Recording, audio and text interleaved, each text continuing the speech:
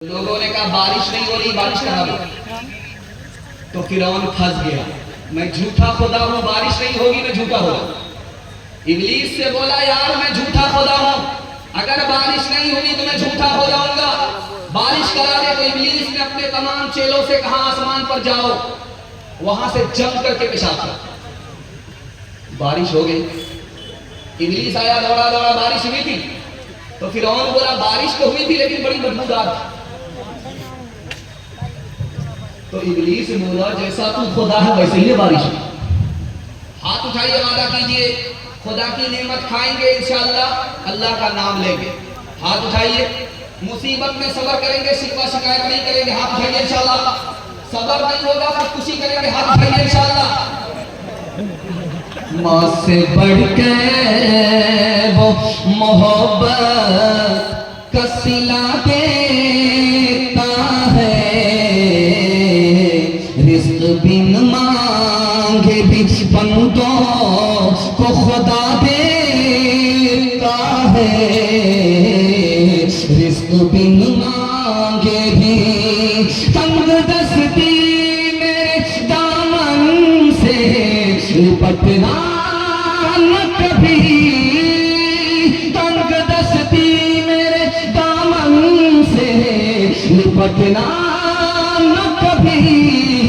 है वो दाता मेरा हर काम बना देता है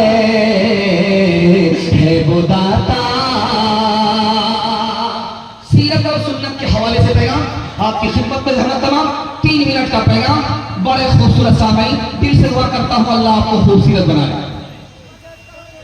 एक मूसा से मुकाबला करने के लिए कितने जादूगर आए थे? 3 लाख। 3 लाख जादूगर आए। जिस रस्सी को सांप बनाने के लिए ऊंट पर लेकर के आए, उस ऊंट की तादाद कितनी थी? 3000। 3000 ऊंट पर सामान जादू और जादूगर 3 लाख। एक मूसा से मुकाबला करने के लिए हार गए, कलमा पढ़कर मुसलमान हो गए। हजरत मूसा ने पूछा मालिक ये तो मेरा दुश्मन था, मेरा मुखालिफ था, कलमा पढ़कर मुनाफिक कैसे हो गया, मुसलमान कैसे हो गया? खुदा की तरफ से जवाब आया, ऐ मूसा ये तुम्हारा कपड़ा पहन करके आए थे, ऐ मूसा ये तुम्हारी दाढ़ी रख करके आए थे, ऐ मूसा ये तुम्हारे सर पे हाथ रख करके आए थे, तुम्हारी लाठी लेकर के तुम्हारी नकल उतार रहे थे। जो नबी का कुर्ता पहने, जो नबी की दाढ़ी रखे, जो नबी का बाल रखे, मेरी रहमत ने गवारा नहीं किया। ऐसे नकल करने वाले लोगों को जहन्नम में दाखिल किया जाए, इसलिए मैंने इनको हिदायत दी ये कलमा पढ़कर मुसलमान हो।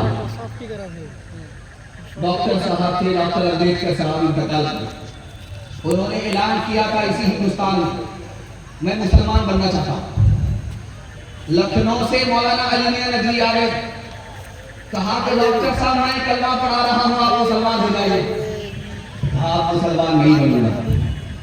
अभी तो आपने ऐलान किया था मुसलमान बन रहा, और मैं जब आया कलमा पढ़ाने के लिए तो आप कहते हैं कि मुसलमान नहीं बनूंगा, बात क्या है? कहा मौलाना जाने दीजिए, मैं आपका भी एहतराम करता हूं, आप कपड़े से मुसलमान लगते हैं, आप दाढ़ी से मुसलमान लगते हैं, आप शक्ल से मुसलमान लगते हैं, इसलिए मैं आपका भी एहतराम करता हूं, आपके मजहब का भी एहतराम करता हूं, लेकिन मैं मुसलमान नहीं बनूंगा। इसलिए तो मुझे 80% हिंदुस्तान का मुसलमान ही नजर नहीं आता। इस घर को आगे करके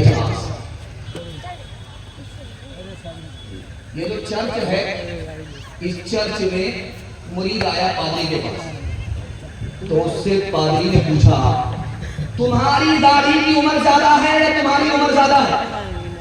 बोला भी आप भी अजीब पागल मालूम होते, पहले मैं पैदा हुआ हूं, उसके बाद मेरी दाढ़ी पैदा हुई है, तो दाढ़ी मेरी मुझसे कैसे बड़ी हो सकती है?